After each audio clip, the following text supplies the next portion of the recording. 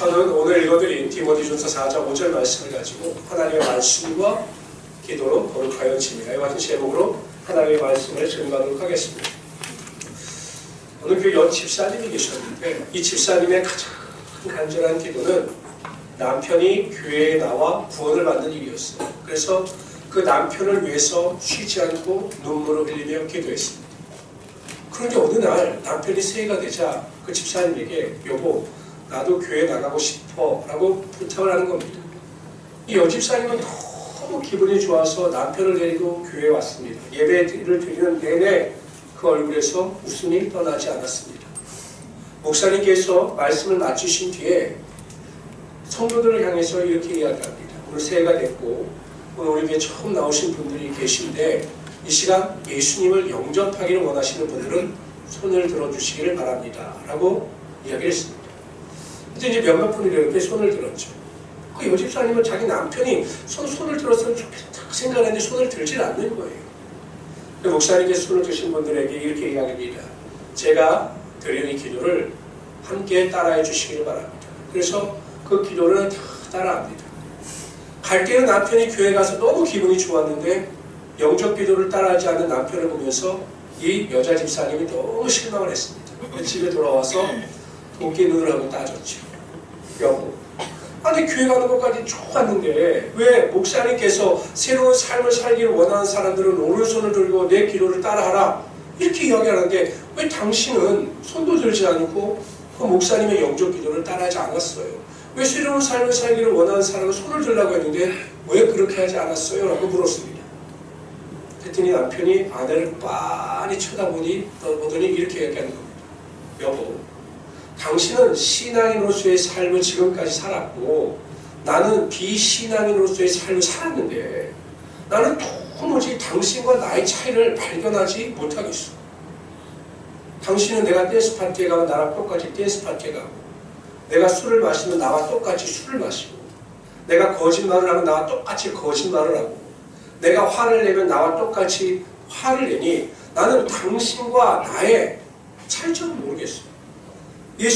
목사님께서 새로운 삶을 살기를 원하는 사람 손을 들라고 이야기하는데 내가 믿거나 믿지 않거나 똑같을 텐데 굳이 손을 들어서 새로운 삶을 살 사람에 대한 영접 기도를 할 필요를 내가 느끼지 못했어 라고 이야기를 했다고 합니다.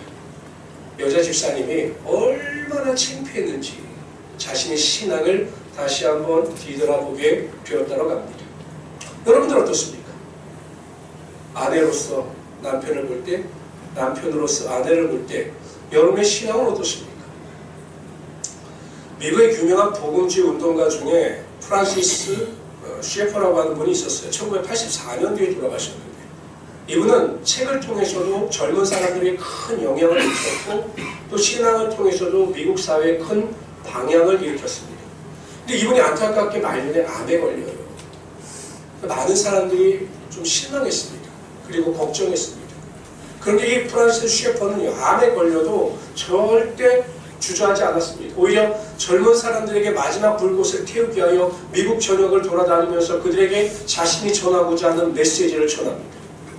근데 여러분 이 프란시스 셰퍼가 마지막에 전한 메시지는 이와 같은 메시지였어요. 모든 젊은이들과 청년들을 향해서 이렇게 이야기합니다. 여러분의 삶의 목표가 행복이 되어서는 안 됩니다. 믿지 않는 세상 사람들의 삶의 목표는 행복입니다. 내가 어떻게 하면 즐겁고 기쁘게 살아갈 수 있을 것인가가 믿지 않는 사람들의 삶의 목표입니다. 그러나 믿는 우리들의 목표는 행복이 아니라 거룩함이 되어야 합니다. 지금 미국 교회의 문제점은 많은 사람들이 거룩함을 삶의 목표로 삼는 것이 아니라 행복을 목표로 삼는 것이 문제입니다 라고 설교했습니다.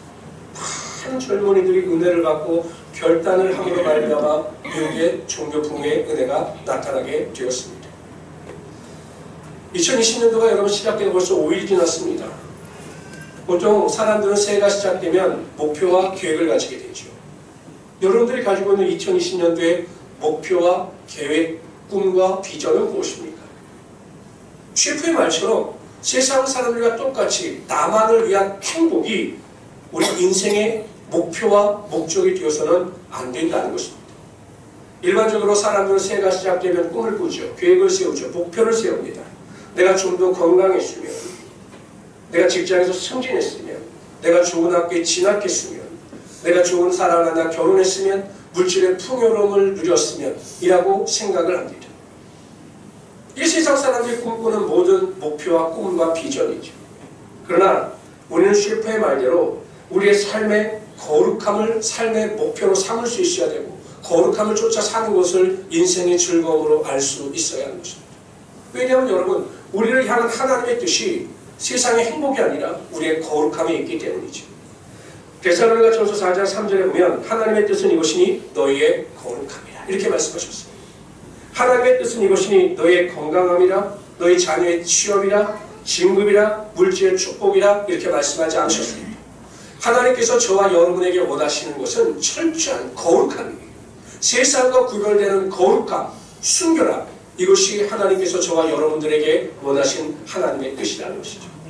저는 올해 2020년도 목표를 거룩함에 두었습니다. 세상이 아무리 혼란과 타락의 길을 걸어간다 할지라도 우리 예수 믿는 우리만이라도 제대로 말씀 안에서 거룩함을 쫓아 살아야 되겠다라고 결심하고 기도하는 중에 하나님께서 마음을 주셔서 우리가 말씀과 기도와 성령으로 거룩함을 이루어 가자. 이것이 올해 2020년도의 목표입니다. 그래서 저는 우리 성도님들이 이 거룩함을 이루어가기 위해서 우리에게 무엇이 필요하고 무엇을 결단해야 하는가에 대해서 살펴보라 함께 은혜를 나누고자 합니다. 첫 번째로 우리가 거룩하게 살아가기 위해서는 하나님의 말씀으로 충만해야 합니다. 오늘도 보십시오. 우리가 하나님의 말씀으로 거룩해질 수 있다. 이렇게 선포합니다. 다른 것이 아니라 하나님의 말씀으로 우리가 거룩해질 수 있다는 것입니다. 히브리서 4장 12절에 보면 하나님의 말씀은 살았고 운동력이 있어 좌우에 날선 어떤 검보다도 예리하여 혼과 영과 관절과 골수를 찔러 쪼개기까지 하며 또 마음의 생각과 뜻을 감찰한다 라고 말씀하고 있습니다.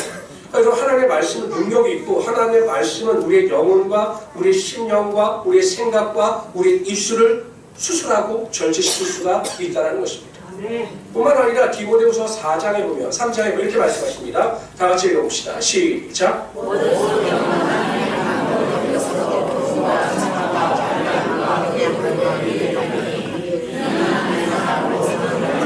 모든 선한 일을 행하게 온전케 하여 하리니. 그러니까 하나님의 말씀의 능력이 우리 안에 들어오게 되면 그 말씀이 우리를 온전케 하고 우리를 완전케 하시다라는 것입니다. 믿으십니까? 아멘. 혹시 여러분들 어거스틴이라고 하는 분을 이름 한번 들어보셨습니까? 어거스틴. 하긴 뭐 신학을 하지 않는 분들 잘 못 들어보셨을 텐데 철학에 플라톤이 있다고 하면 기독교 신학에는 어거스틴이 있다 이렇게 말을 합니다. 그만큼 이 어거스틴이라고 하는 분이 우리 기독교의 큰 신학적 토대를 쌓은 분이거든요. 혹시 모니카라고 하는 분은 들어보셨습니까? 못 들어보셨어요? 모니카는 못 들어봐도 모나카는 들어봤다고 하시더라고요. 모나카가 과자더라고요, 과자. 근데 이 어거스틴의 어머니가 모니카예요. 기도하는 어머니의 표상입니다. 이 어거스틴의 아버지는 성공지상주의 사람이었고 이 어머니 모니카는 신앙 위주의 사람이었어요. 근데 이 모니카의 간절한 기도와는 반대로 어거스틴이 격길로 갑니다. 18살에 결혼해서 아이를 낳아요. 그리고 29살까지 이단인 마니교를 믿어요. 극단적 금욕주의 마니교를 믿어요. 그 어머니가 그렇게 눈물을 흘리면서 기도하는데 오히려 이 어거스틴은 점점 악한 길로 가는 겁니다. 근데 여러분 꼭 기억하십시오. 그 어머님의 눈물의 기도를 절대 하나님은 외면하지 않으셔요. 마침내 하나님께서 이 어거스틴에게 역사하시는데 30세가 되었을 때 주 384년에 이 어거스틴이 밀라노로 이사를 합니다. 이 수사, 즉 다른 사람을 설득하는 학문에 관심이 많았던 어거스틴이 그 당시에 밀라노에서 가장 유명했던 암브로스라고 하는 주교의 설교를 듣게 됩니다. 왜냐하면 워낙 설교를 잘하니까 사람을 설득을 잘하니까 내가 그 설교를 듣고 수사학을 한번 공부해 봐야겠다 해서 이 어거스틴이 암브로스의 설교를 들어요. 믿음도 없는데. 근데 여러분 하나님께서 그 순간 이 어거스틴의 마음을 주장하셔요. 우리 은혜를 받습니다. 어느 날 밀라노 정원을 이렇게 걷고 있는데 한 아이가 노래를 불러요. 그 노래를 부르는데 그 노래의 내용 중에요. 들고 읽어라 들고 읽어라 이런 노래가 계속 나오는 거예요. 그 순간 어거스틴은 하나님께서 자신에게 하시는 말씀인 줄 깨닫고 성경을 찾아 펼쳤습니다. 그냥 아무 생각 없이 딱 펼쳤습니다. 근데 그 성경 말씀이 어디였냐면 로마서 13장 13절 14절이었어요. 거기 이런 말씀이 있습니다. 낮에와 같이 당정히 행하고 방탕과 술 취하지 말며 음란과 호색하지 말며 쟁투와 시기하지 말고 오직 주 예수 그리스도를 옷 입고 정욕을 위하여 육신의 일을 도모하지 말라. 이 로마서 13장 13절 14절 말씀을 읽는 순간 어거스틴은 완전히 깨어집니다. 그동안 죄를 쫓아 살고 음란을 쫓아 살았던 이 어거스틴이 하나님께서 들려주시는 그 말씀을 듣고 전혀 새로운 사람으로 완전히 순식간에 변화가 되었습니다. 거룩한 사람으로 변화가 된 것입니다. 여러분 보십시오. 어거스틴을 변화시킨 것은 세상의 학문도 지식도 아니었어요. 오직 하나님의 말씀이 그의 영혼 가운데 심령 가운데 역사하시니 그가 죄악을 쫓던 어둠의 삶에서 하나님의 거룩함을 쫓던 빛의 삶으로 변화가 되었다는 것이죠. 마찬가지예요. 여러분이 하나님의 말씀을 읽고 묵상하고 그 말씀대로 지켜 행하게 되면 그 말씀의 능력이 여러분 삶 가운데 역사하게 되므로 거룩함을 쫓아 살아가게 되는 것이고 우리의 삶에 거룩의 열매가 반드시 나타나게 되어 있다는 것입니다. 생각해 보세요. 하나님의 말씀에 대해 우리가 절대 순종하기를 원하는 마음을 가지고 하나님 말씀 앞에 모든 것을 다 내려놓습니다. 우리의 생각과 우리의 판단과 우리의 감정을 다 내려놔요. 하나님이 뭐라고 말씀하십니까? 원수를 사랑하라고 말씀하십니다. 하나님께서 어떻게 용서하라고 말씀하십니까? 7번씩 70번이라도 용서하라고 말씀하셔요. 이게 인간의 생각과 감정으로 이해가 되고 용납이 됩니까? 어떻게 원수를 사랑하고 어떻게 용서를 7번씩 70번을 할 수가 있습니까? 안 되는 거죠. 그러나 하나님께서 말씀하셨기 때문에 그 말씀 앞에 우리의 모든 생각과 감정을 내려놓는 겁니다. 그렇습니다. 하나님, 내가 순종하기를 원합니다. 사랑하기를 원합니다. 용서하기를 원합니다. 라고 그 말씀에 순종하기를 결단하고 나아갈 때 하나님께서 은혜를 주셔서 우리의 모든 죄악이 떠나가게 하시고 하나님의 거룩함의 능력이 반드시 임하게 하여 주시는 거죠. 예수 믿는 사람들은 이런 생각을 가지고 있어요. 목사님, 교회와 세상은 달라요. 목사님이 너무 모르시는데요. 교회와 직장생활은 달라요. 다니엘은 성경에 나오는 인물이고 사드락과 메삭도 성경에 나오는 인물이고 지금 우리가 살아가고 있는 세상은 너무 달라요. 우리가 순결하게 살고 거룩하게 살면 우리는 손해를 봅니다. 목사님, 이렇게 말씀하시는 분도 있어요. 여쭤봅시다. 다니엘과 사드락과 메삭과 아벳느고가 살았던 그때의 하나님과 우리가 살아가고 있는 이 시대의 하나님이 다른 하나님이십니까? 아니시잖아요. 그때 역사하셨던 하나님은 지금도 역사하셔요.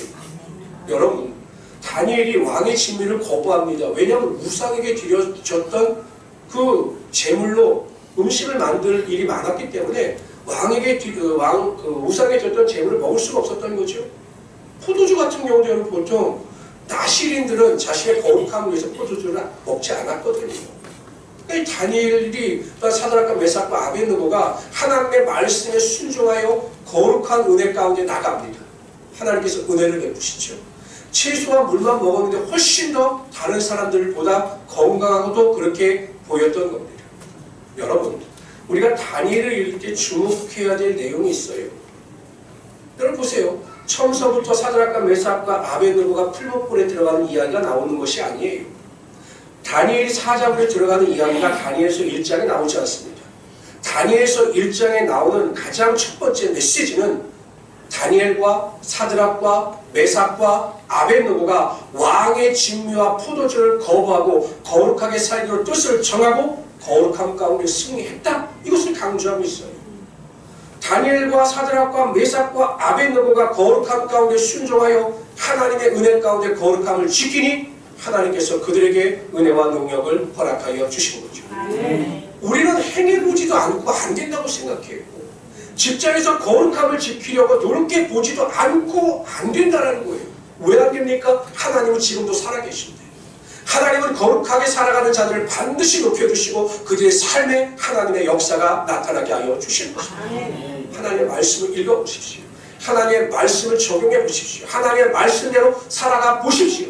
그런 거룩함의 능력이 나타나고 그 거룩함을 통해서 하나님의 역사가 여러 삶 가운데 반드시 흘러 넘치게 되는 것입니다.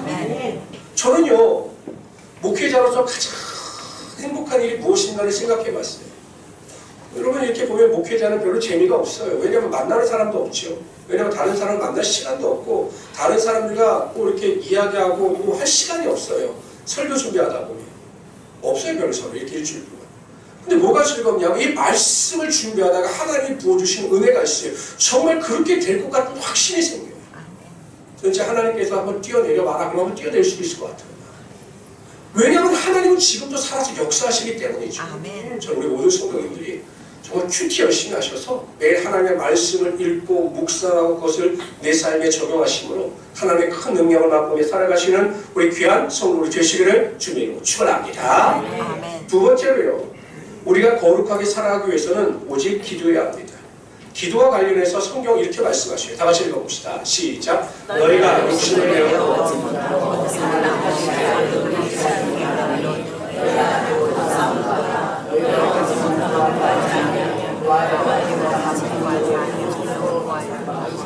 기도와 관련해서 왜 우리가 기도의 응답을 받지 못하는가 두 가지 이유를 설명합니다. 첫째는 기도하지 않으면 기도 응답이 없죠. 당연하죠. 기도 안 하는데 무슨 응답이 있겠습니까? 두 번째는 기도하는데도 응답이 되지 않는 이유는 무엇이냐? 우리가 정욕, 욕심으로 쓰려고 잘못 구하기 때문에 기도가 응답이 되지 않는다. 이렇게 말씀하시거든요. 그러면서 성경에 보면 예수님께서는 기도의 모범 답안을 제시해 주셨어요. 이렇게 기도하면 된다. 기도하는 게 어려운 것이 아니다. 이렇게 기도하면 된다라고 하는 그 기도의 모범 답안을 제시해 주셨어요. 이게 주기도문이거든요. 주기도문. 우리가 매일 주기도문 하지 않습니까? 주님께서 가르쳐준 기도. 거기에 보면 이렇게 기도하라라고 가르쳐주신 그 기도에 보면 이런 내용이 나와요. 우리의 죄를 사하여 주옵시고 우리를 다만 악에서 구하옵소서. 이게 무엇입니까? 거룩과 관련된 겁니다. 그러니까 우리 매일 하나님 앞에 나와 기도할 때마다 내가 원하는 소원, 나의 목표, 꿈만을 하나님께 아뢰는 것이 아니라 우리의 죄의 삶과 악에서의 구원을 통한 거룩함을 위해서 매일 기도해야 한다는 것이에요. 하나님, 제가 오늘 주님 앞에 나와서 기도합니다. 혹 제가 세상을 살아갈 때 하나님 말씀대로 살지 못하는 것, 혹 하나님의 말씀에 어긋난 행위나 말을 했던 것이 있다면 하나님 회개케 하시고 나를 정하게 하여 주셔서 하나님 앞에 나가게 하여 주십시오라고 하는 기도가 매일매일 우리들의 삶 가운데 있어야 한다는 것입니다. 그럼 여러분 그러한 올바른 기도를 드리는 자는 하나님 앞에서 거룩함을 쫓아 살아가지 않겠습니까? 여러분 성전에 기도하다 올라가던 그 바리새인과 세리를 보십시오. 바리새인은요 올바른 기도를 못했어요. 자신의 죄를 구하는 기도를 못합니다. 그래서 이야기하죠. 나는 불의, 간음, 토색 하는 자들과 같지 아니하고 저 세리와도 같지 아니함을 정말로 감사합니다. 나는 일주일에 2번씩 그 금식을 하고 소득의 11조를 하나님께 드립니다라고 이야기합니다. 그런데 세리는 자신의 죄를 고백할 때마다 하나님 앞에 눈을 들지 못했던 거예요. 그래서 나는 죄인입니다 하나님, 나는 죄인입니다라고 고백하면서 하나님의 궁유를 구하지 않습니까?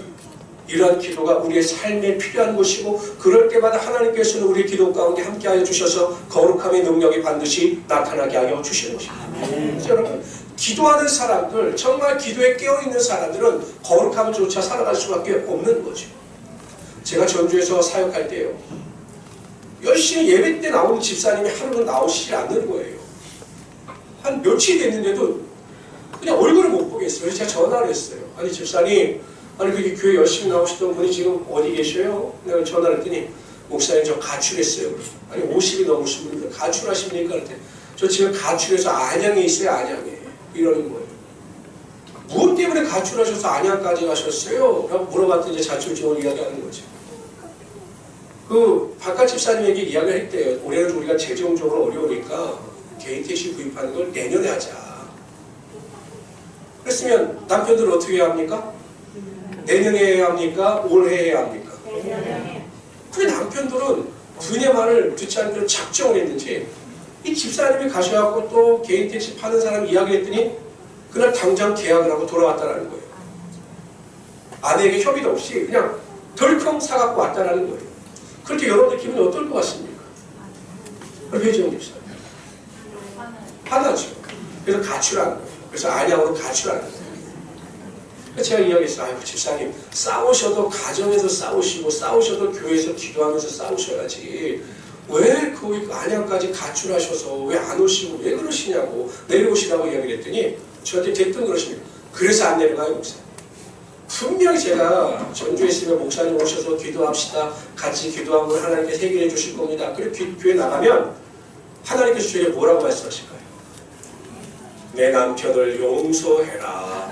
내 남편을 사랑하라. 내 남편을 섬기라. 분명히 이렇게 말씀하실 텐데 그럼 이번에 또 내가 용서하고 사랑하고 섬겨하는데 목사님 이번엔 절대 저 그렇게 안 합니다. 저 안 내려갈 테니까 그렇게 아십시오. 라고 이야기를 하더라고요. 근데 제가 저 정도까지 아시면 이제 문제는 해결됐다. 내려오시겠구나 라고 생각을 제가 그랬어요. 그럼 그 안양에 가신 김에 그 곱창집에 가서 곱창이나 실컷 드시고 오시고 얼마 안 돼서 내려오셨어요. 뻔하죠. 기도하니까 하나님께서 마음을 주시는 거예요. 네가 용서해라. 마음의 악함을 품지 말아라. 남편을 위하여 기도하라. 그렇게 기도한 하나님께서 그 마음을 회복시켜 주시는 거죠. 여러분 이 기도는 하나님과 소통하는 거예요. 하나님과 대화하는 겁니다. 세상 사람들도 그런 말 하지 않아요? 금실이 좋은 부부는 닮아간다. 정말 금실이 좋고 대화가 많은 부부는 외모도 생각도 어투도 닮아간다는 겁니다. 우리가 하나님과 깊은 교제 기도를 나누게 되면 하나님의 마음을 알게 되고 그래서 하나님과 소통하게 되고 우리가 하나님을 닮아가게 되어 있는 것입니다. 그래서 우리 모든 성도님들은 무슨 일이든지 기도하는 것을 최우선으로 삼으셔서 기도할 때마다 모든 죄와 악함을 벗어버리고 하나님의 거룩함 가운데 승리하며 살아가시는 우리 성도님 되시기를 주님으로 축원합니다. 그러면서 하나님은요 이렇게 거룩한 자, 기도로 거룩한 자에게 하나님의 능력이 임한다라고 분명히 약속하셨습니다. 야고보서 5장 16절에 보면 의인의 간구는 역사하는 힘이 많으니라. 거룩한 자가 기도할 때 하나님께서 하늘의 문을 여시고 구하는 것이나 생각하는 것보다 넘치도록 우리의 삶의 축복의 능력을 허락하여 주신다는 것이죠. 우리 모든 성도님들은 그러한 은혜와 능력을 맛보며 살아가시는 우리 귀한 성도님 되시기를 주님으로 축원합니다. 세 번째로요. 우리가 거룩하게 살아가기 위해서는 성령 충만해야 합니다. 데살로니가후서 2장 13절은 이렇게 말씀하십니다. 주의 사랑하는 형제들아 우리가 항상 너희를 위하여 마땅히 하나님께 감사할 것은 하나님이 처음부터 너희를 택하사 성령의 거룩하게 하심과 진리를 믿음으로 구원을 얻게 하십니다. 성령으로 우리를 거룩하게 하신다는 것입니다. 여러분 우리가 육신의 소욕이나 연약함을 인하여 갈등하고 어려움을 당할 수 있지만 성령께서 함께 하시면 항상 우리를 거룩하게 하신다는 것입니다. 갈라디아서 5장 16절 17절에 이렇게 말씀하시요. 우리 다 같이 한번 읽어봅시다. 넘겨주시겠어요? 네, 같이 읽어봅시다. 시작. 내가 이름이 너희가 소욕을 자하라. 왜냐하면 죄의 소욕을 자하느냐. 성령의 소욕은 육체를 거스르니 이 둘이 서로 대적함으로 너희 원하는 것을 하지 못하게 하려 하십니다. 여러분 물과 기름은 합쳐질 수 있습니까? 물과 기름은 비중이 다르기 때문에 섞일 수가 없어요. 근데 성경은 뭐라고 말씀하시냐면 성령과 육체의 소욕이 합쳐질 수 없다는 얘기예요. 성령 충만하면 육체의 욕심이 자리 잡을 수 없고 육체의 소욕이 충만하면 성령께서 그 안에 거할 수가 없다는 것입니다. 그래서 우리가 성령 충만을 받게 되면 성령께서 우리의 삶을 지배하게 되면 육체의 소욕이 우리 안에 틈을 탈 수가 없다는 거예요. 제가 종종 여쭤보고 여러분 제가 대식가 같습니까? 미식가 같습니까? 제가 대식가일까요? 미식가일까요? 미식가요. 다들 대식가로 생각하고 있으니까 답을 안 하시는데 많은 분들이 저를 만나면 두 가지에 놀라요. 음식을 먹는 첫째, 너무 빨리 먹는다. 그거에 놀라고 두 번째는 너무 적게 먹는다에 놀라요. 그러니까 많이 먹을 줄 알았는데 제가 적게 먹으니까 놀라죠. 미식가예요. 근데 여러분 제가 아무리 음식을 좋아하고 음식을 맛있게 먹어도 음식을 입에 안 댈 때가 있어요. 언제일까요? 네? 언제일까요? 9시 설교를 들으셔서 정답을 아시는 거예요. 이렇게 여쭤보면 대부분의 성도는 아플 때요. 뭐 이런데 아니에요. 배부르면 안 먹죠. 정말 너무 배가 불러서 음식이 들어올 정도가 안 되면 아무리 산에 진미를 갖다 놔도 제가 거들떠보지를 않습니다. 여러분 어떻습니까? 배가 불러도 꾸역꾸역 드십니까? 못 먹거든요. 제가 왜 이런 말씀을 드리냐면 성령으로 충만하게 되면 성령의 지배를 받게 되면 세상 것이 보이지 않아요. 세상의 물질도 명예도 부귀영화도 육신의 쾌락도 보이지 않아요. 성령으로 충만하면 오직 예수 그리스도만이 보이고 성령으로 충만하면 하나님의 나라의 소망만이 보일 뿐이지 세상의 것은 여러분 보이지가 않아요. 사도 바울이 세상의 모든 것을 다 배설물과 같이 이뤘습니다. 왜? 예수 그리스도를 아는 지식이 가장 고상함을 인하였기 때문에 이렇게 고백해요. 내 안에 예수가 충만하고 예수가 가득하니 세상의 모든 것이 다 배설물과 같이 보였던 거죠. 마찬가지입니다. 우리가 성령 충만하고 성령의 능력을 쫓아 살고 성령의 열매가 우리 안에 가득하게 되면 육체가 우리 안에 틈타지 못하게 되는 것이고 세상의 욕심이 우리 안에 틈타지 못하게 되어 있는 것입니다. 그래서 우리 모든 성도님들은 어찌하든 같이 간에 성령 충만을 사모하시길 바랍니다. 여러분 성령의 9가지 열매 아시죠? 한번 따라해 봅시다. 시작. 사랑, 희락.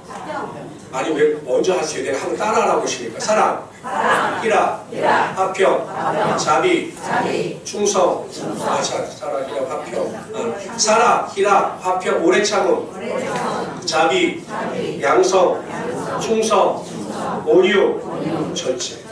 이 9가지 열매를 올 한 해 동안 맺어 나가심으로 하나님의 거룩한 은혜 가운데 승리하시는 우리 귀한 성도들 되시기를 주님으로 축원합니다.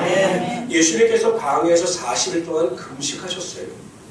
예수님께서 금식을 딱 마치셨을 때 예수님을 가장 먼저 찾아온 것이 누구냐면 사단이에요. 그리고 예수님을 유혹합니다. 뭐라고 유혹하면 첫 번째 유혹이 이 돌이 떡덩이가 이 돌덩어리가 떡이 되게 하라 이렇게 유혹합니다. 이게 무엇이냐면 육신의 정욕을 쫓아 유혹하는 거죠. 또 천하 만국의 영광을 보이면서 네가 내게 전하는 이 모든 영광을 내게 줄 것이다 라고 유혹합니다. 보인 후에 안목의 정욕입니다. 성전을 이끌어가서 성전 꼭대기에서 뛰어내리라. 그럼 천사들이 너를 받들 것이다. 그럼 많은 사람들이 너를 향하여 존중하고 찬송할 거다 하면서 이 생의 자랑에 대한 유혹을 던집니다. 예수님께서는 성령 충만하셨고 말씀의 능력을 가지고 계셨고 항상 기도에 힘쓰시는 분이셨기 때문에 마귀를 말씀으로 물리치시죠. 여러분이 살아가고 있는 이 시대가 예수를 믿기 좋은 시대이냐? 결코 아닙니다. 유혹도 많고 사상적으로도 그렇고 정말 예수 믿기가 힘든 시대입니다. 저도 그건 인정합니다. 직장에서나 사회에서나 어디에서나 예수를 믿는다라고 하는 것, 예수 그리스도의 십자가를 지고 살아간다는 것 결코 쉬운 일은 아닙니다. 그러나 그것이 우리의 핑계일 수는 없죠. 하나님께서는 분명 우리에게 거룩함을 요구하십니다. 그리고 우리는 거룩하게 살아가야 합니다. 되지 않아도 힘들어도 그 거룩함의 열매를 쫓아 추구하면서 가정에서나 직장에서나 하나님의 영광을 드러낼 수 있어야 합니다. 성도 여러분, 2020년도 한 해 한번 결단해 보십시오. 이전에는 내가 어떻게 살았던지 간에 올해는 내가 좀 더 거룩하게 살고자 결단한다. 하나님의 말씀을 읽고 묵상하면서 그 말씀대로 살아감으로 거룩함의 열매를 맺기를 원한다. 내가 매일 깨어 기도함으로 그 기도의 능력을 통하여 거룩함 가운데 나가기를 소망합니다. 성령을 사모하고 성령 충만의 능력을 쫓아 성령의 9가지 열매를 맺고 그 은혜 가운데 살아가기를 원한다. 이렇게 결단하심으로 거룩함 가운데 승리하시고 우리 성도 되시기를 주님으로 축원합니다. 아멘. 제 동기 목사가 사역하는 큰 교회가 있어요. 제가 이제 거기가 설교하기로 예정이 되어 있어서 제가 그 교회 올해 목표가 뭔가를 이렇게 살펴봤어요. 우리하고 비슷하더라고요. 근데 거기는 하루에 20분이 아니라 1시간. 신권사님은 11시에 아웃입니다. 1시간을 기도하는 걸로 되어 있어요. 볼까? 여기 1시간 기도하는데 우리 20분 기도하는 거 너무 짧을 거 아닐까? 라고 생각하다가 양보단 질이다라고 생각해서 20분씩 기도하는 걸로 작정했습니다. 여러분 제가 노래에 강조하죠. 한번 기도해 보세요. 정말 기도해. 하루 20분 이상만 기도해. 여러분 인생이 바뀌어요. 제가 가끔 이런 설교를 했죠. 기적이 상식이 되는 교회. 기적이 일어나면 그 기적으로 인한 어떻게 이런 일이가 아니라 기도할 때 일어나는 기적은 그냥 일반적인 것이 되는 거예요. 놀랄 필요도 없어요. 기도하는 자들에게 그런 기적의 능력이 상식이 되기 때문이죠. 그래서 여러분 말씀과 기도와 성령의 능력을 쫓아 거룩하게 사시고 그러고 하나님의 능력을 맛보시는 우리 성도 되시기를 주님으로 축원합니다. 기도합시다.